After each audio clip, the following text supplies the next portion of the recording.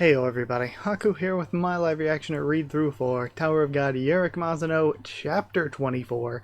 It is late night, like really late, the night before Christmas Eve, and I will need to be going away tomorrow, so, you know, I'm going to just record and discuss this as usual, but I might be a little bit on the shorter end. I'm not gonna like force myself, or not that I usually do, but I'm not gonna like really try to drag out the discussion or anything like that. But Merry Christmas to everybody. I'm really excited to get to read and everything. I have the huge pile of gifts behind me right now until I go tomorrow.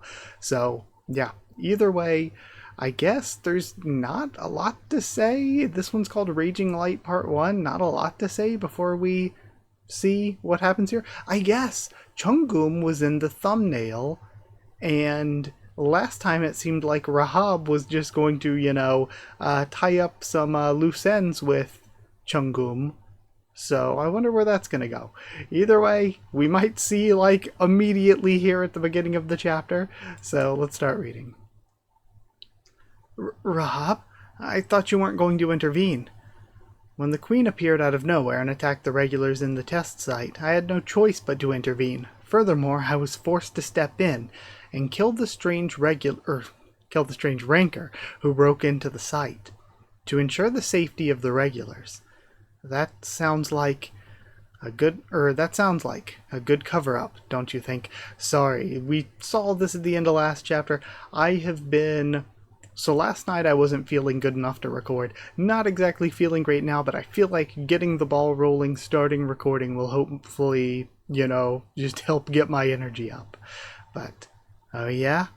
Is that supposed to be a threat? Of course it is.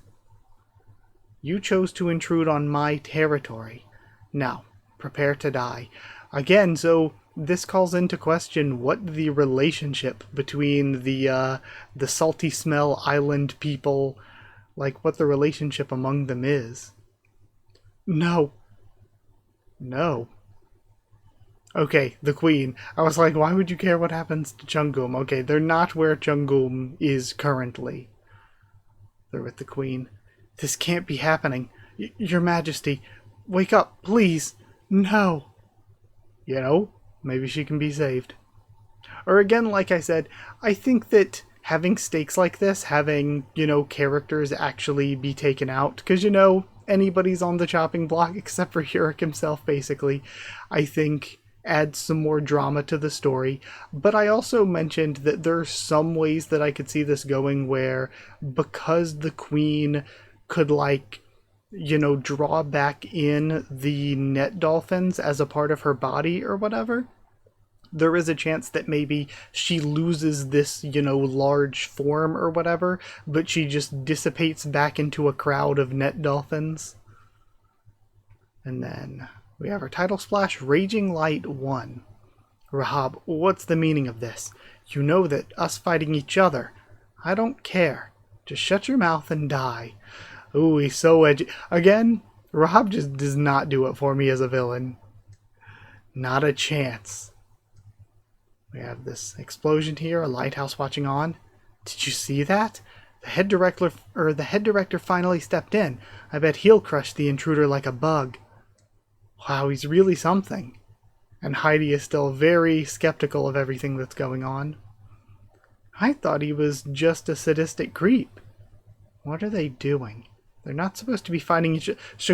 So she's in on it too. She's in on it, at least to some degree. What's his face? Danjon was in on it, at least to some degree. Hey, stop wasting my time.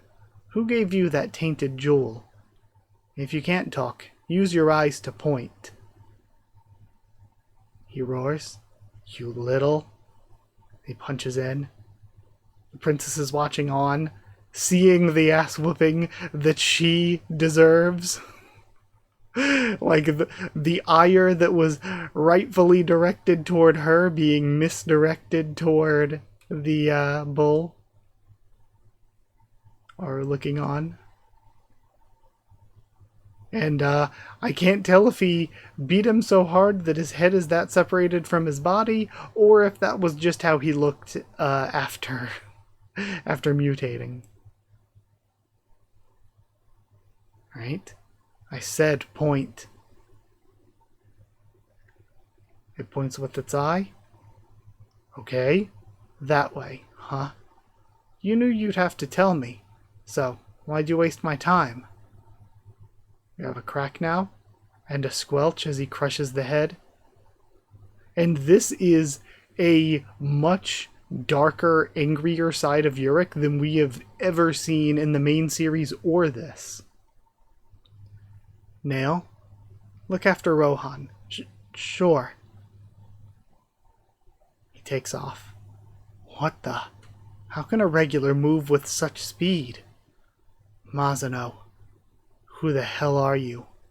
Your Majesty, please. You can't die, please. Please. And we have a poof of smoke. Is it happening? Okay, never mind. We're cutting over to Rahab. I thought she was going to be poofing apart into like just a bunch of net dolphins that would carry on about their way or whatever. We have the energy here from Cheon-geum. Talk about flying off the handle. All this because I intruded on your precious territory. Well, great. Oh well, this is great, honestly. You see, I never liked you. And just for the record, you're the one who started this, Rahab. I told you to shut up and die. You don't seem to get it. I only need to make it look like I'm killing an intruder, so stop resisting. And just disappear. No thanks. So, yeah, Cheon-geum could just fake his death, be like, oh, you killed me, and Rahab saved everything.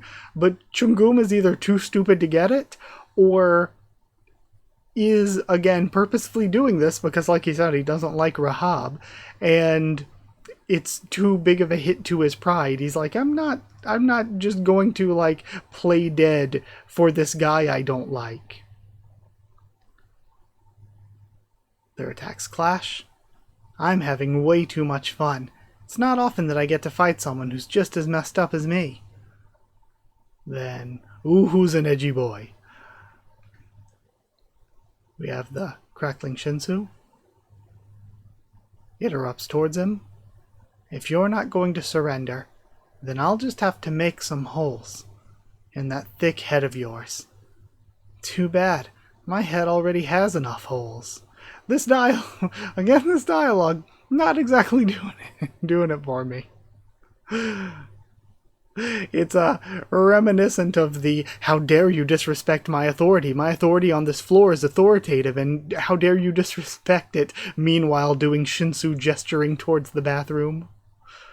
An opening. I'll sneak behind him and strike. And now Urek's coming up in between them. Grabs both by the neck. Huh? Squeezes them both. And honestly, while it would be so anticlimactic for him to just wallop the both of them here, it would be so satisfying.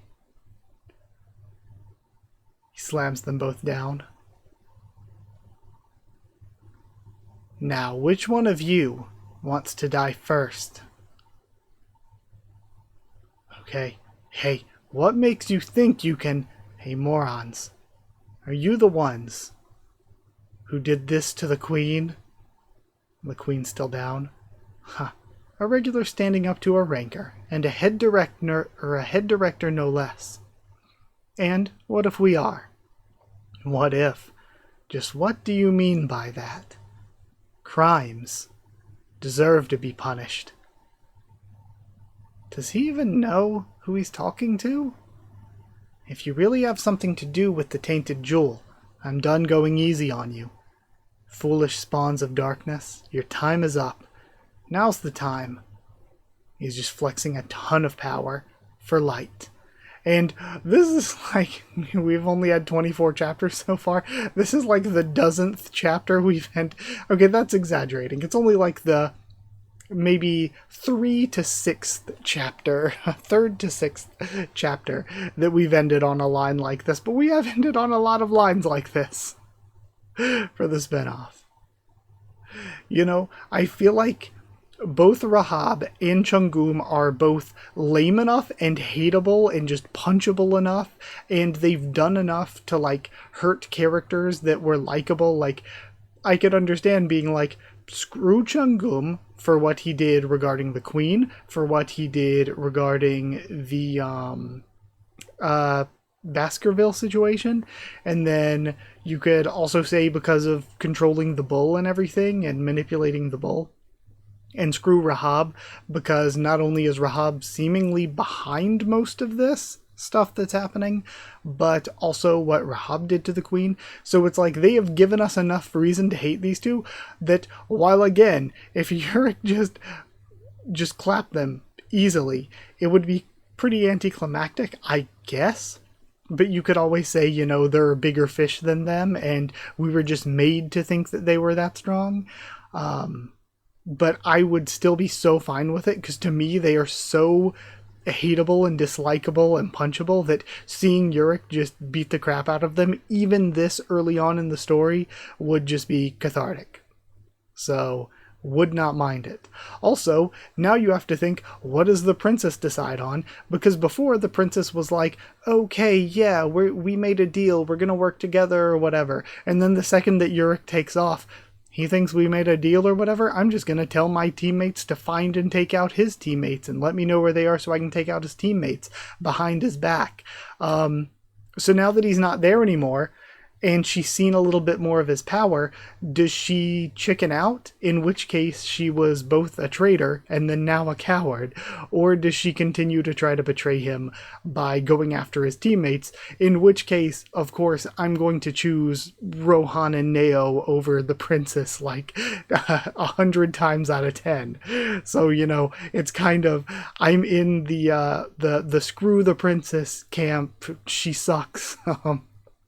Like, I am already on team, whatever she does is probably going to be wrong.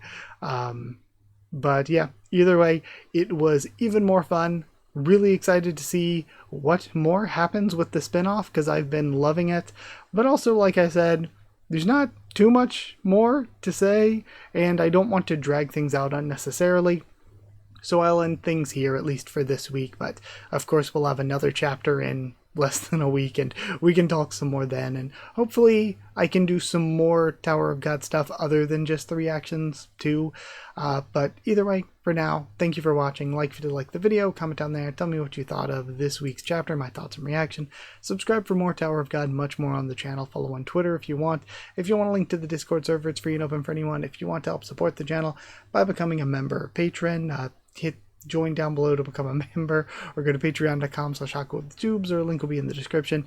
You can help me to keep making videos, get your name at the end of videos, and get One Piece bingo a bit early. Also, if you want to share around or drop a super thanks, it's really appreciated. But thank you to people who are already members and patrons, and I haven't been able to check this in like a week, so I'm really sorry for that if there's anybody new. But thank you so much to members and patrons: Chosen Regulars Evan, Holly, and Bertie Wooster, Magical Girls, DD Ban, and Maru, Cherryton Student, David Langstaff, Slayer Candidates, SG, and Stan Cedar, and Pure Elements, Pater DL, and Elsa the Storyteller.